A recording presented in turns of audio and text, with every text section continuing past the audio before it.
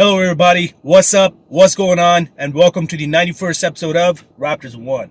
Guys, today's episode is going to be a little off topic.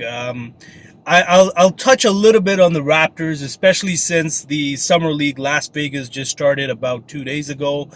Um, yeah, but the real topic today is going to be about superstars and the frustrations that come along with these superstars.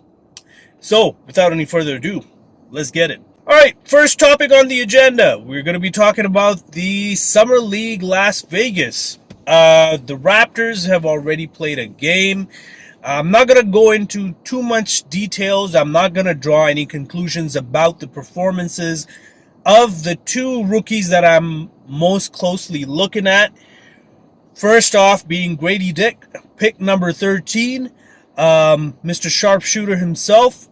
And of course, looking at the Mighty Mouse, our own Mighty Mouse this time, Mr. New York City himself, Marquise Noel.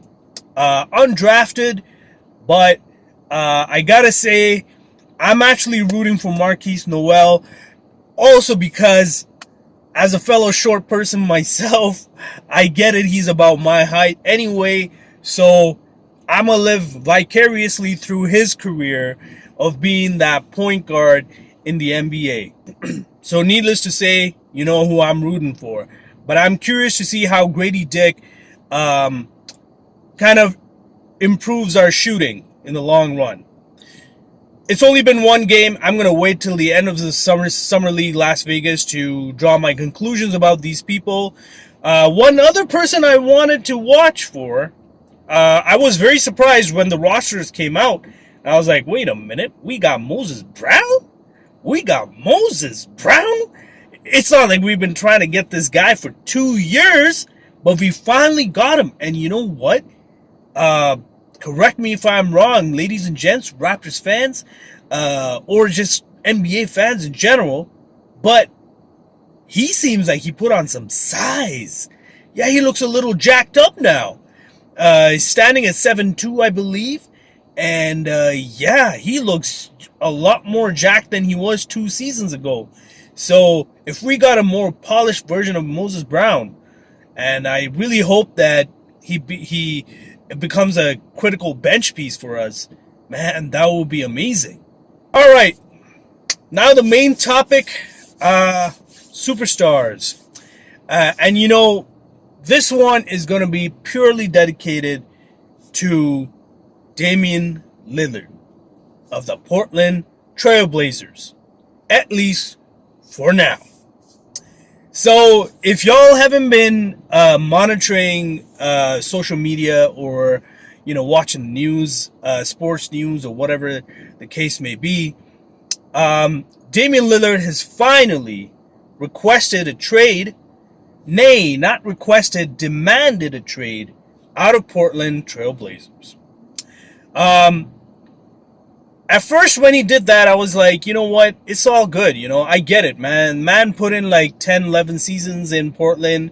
And, you know, I think it's about time that he got his championship too. While I was one way about that, I did see the hypocrisy in this, though, because this is the same man who was, you know, kind of talking trash about all these other superstars who are collaborating into one team and trying to build a super team so that they can chase that championship, almost like buying a championship.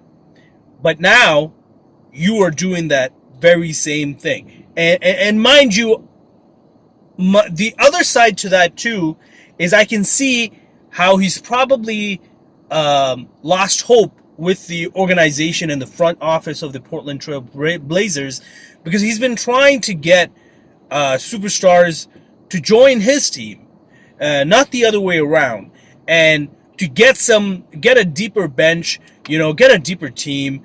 And I think it's not that the front office hasn't tried, they just haven't been able to impress Damian Lillard, and it seems like they've always been the bridesmaids, never the bride. So I was like, all right, man, you want to get out of Portland. I think you've given your dues, and yeah, all the best. And yeah, I'm not gonna lie, I was kind of thinking, how do we get Damian Lillard to Toronto? Um, but then certain things came up now, leading up to the whole requesting a trade to a specific team. Even before this happened, I'm going to put something in context for you ladies and gents, Raptors fans, or any other NBA fans. Basically, what happened is a video of his Instagram feed had surfaced. And in that video, you see Damian Lillard just kind of like, chilling, drinking something. And in the background, he's playing Welcome to Miami soundtrack by Will Smith. And, he's just kind of, and of course, all the people who are tuned into his Instagram live, they're all like, yo, Dame, you want to come to Miami, blah, blah, blah. And he's just kind of like smiling and whatever, enjoying whatever little conspiracy theories he could have created at the time. Now, when I looked at that and, of course, GMs all across the league, they started to speculate like, hey, maybe he wants to go to Miami. And of course, some of the players also started to speculate. And then his agent comes out with a statement that, Damian Lillard is not that kind of a player, who tries to influence, trade destinations. He was just listening to a soundtrack. He didn't mean anything by it, blah, blah, blah, whatsoever. And at first I was like, yeah, you know what? Cool. Okay. All right. Maybe, he seems like somebody who's got integrity, and, maybe it was just coincidence. But again, my spidey senses were tingling, and they were saying, I don't know, man. How could that be coincidence? You have your Instagram live on. You have thousands of people tuning into your Instagram live, and you happen to have Welcome to Miami playing in your background. Around the time that you've requested a trade, and you're telling me that's coincidence? I'm like, okay, maybe that's just, they're probably trying to dodge the NBA fine for, tampering, which has been happening for like 5-6 seasons now, where the NBA has been cracking down on people trying to influence their desired trade destination for trading. And yeah, so I was like, all right, whatever, it is what it is. A few days later, I see on Twitter where Damian Lillard straight up, and it's not Damian Lillard coming out. He's basically, a lot of the fans have been giving him flack about, you've been giving Paul George flack about joining Kawhi and making this super team. You've been giving all these other superstars flack about joining other superstars, forming these super teams, and earning a championship that way as opposed to on their own merit. Now you're trying to do the very same thing. That's hypocrisy. And he only releases cryptic tweets, just like almost every other NBA star does. Granted. Then, fast forward, his agent is now starting to do his dirty work. Now, his agent has been saying that he is requesting a trade specifically to the Miami Heat. And of course, some of the NBA stars kind of, chimed in saying, well, this is not coincidence anymore. Referencing to his Instagram live. And of course, the fact that the Miami Heat was the only team in the East that actually made it to the finals from being a play-in tournament team. What is he thinking? Right? This is clearly tampering. Now, when I first saw this, I'm like, okay, you know what? This is just coming from his agent. I still had some faith in Damian Lillard. And then it got to a point where, of course, almost every team in the league is inquiring about how to acquire Damian Lillard's services. Well, the agent has gone as far as to say if any team is to trade for Damian Lillard, the following things are going to happen. A, you're going to get a disgruntled star on your roster. B, he may not even show up for training camp.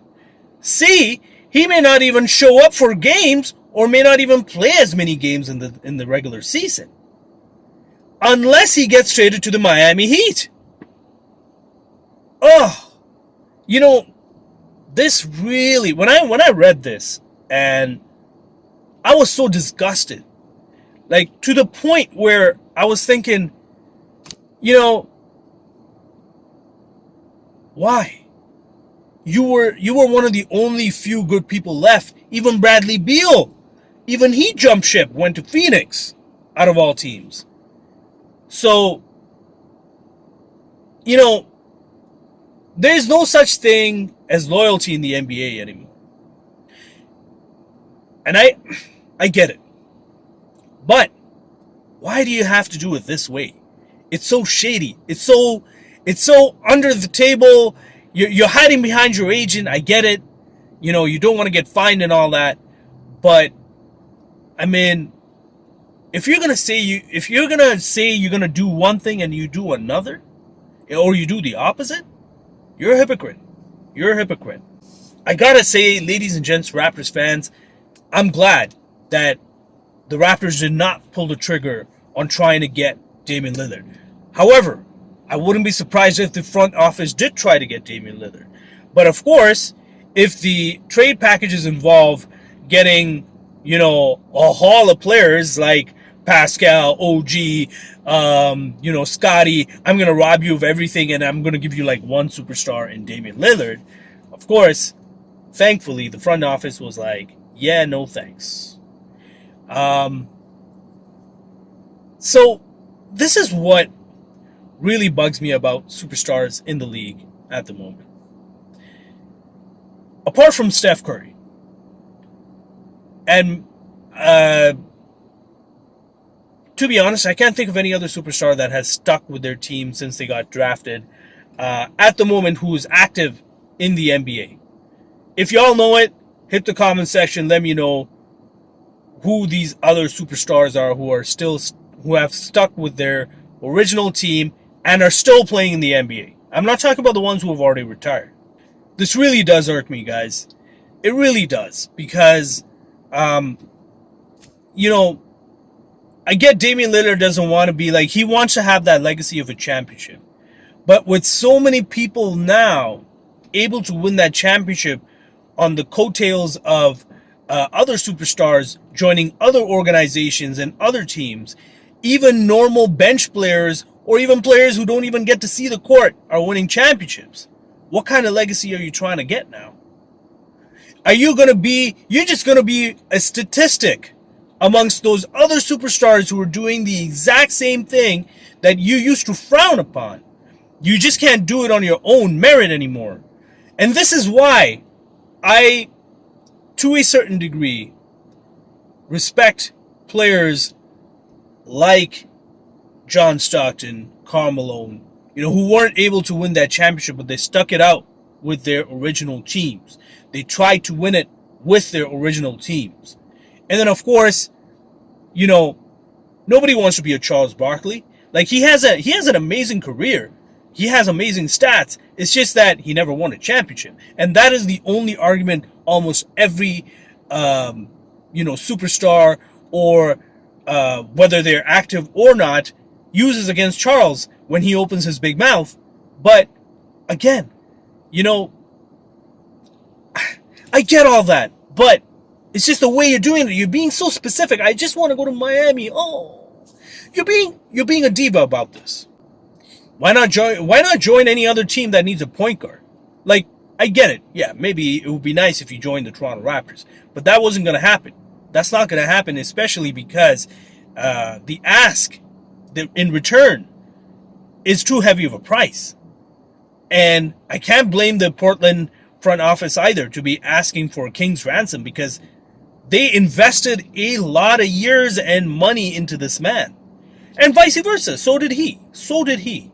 I do not have a problem with him requesting a trade. I want to make this very clear. I do not have a problem with him requesting a trade. I just have a problem with him and how he's requesting this trade being very specific. This is very much like a diva mentality. I do not like this. And unfortunately, as much of respect as I did have for Damian Lillard for doing it on his own merit, it's gone down. It's plummeted big time. So that's all I got for today, folks. Again, I really appreciate you listening to me venting about these superstars, these divas, who are dictating their own careers now. And while that is great, that you can kind of dictate your own future, at the same time, you have to think about the people like the fans, the front offices who are, investing a lot in you. Mind you, some front offices can be toxic, 100%. But at least think about the fans. At least think about the people who really, who you're playing for. You're playing for a championship. Yes, eventually you want to win. Every NBA player dreams to be a champion. But try to do it, stick to your guns. Try to do it your way. I get it, your clock is ticking, but just don't be so specific like a diva, man. Oh. Anyway, if you like the content, don't forget to hit that thumbs up button.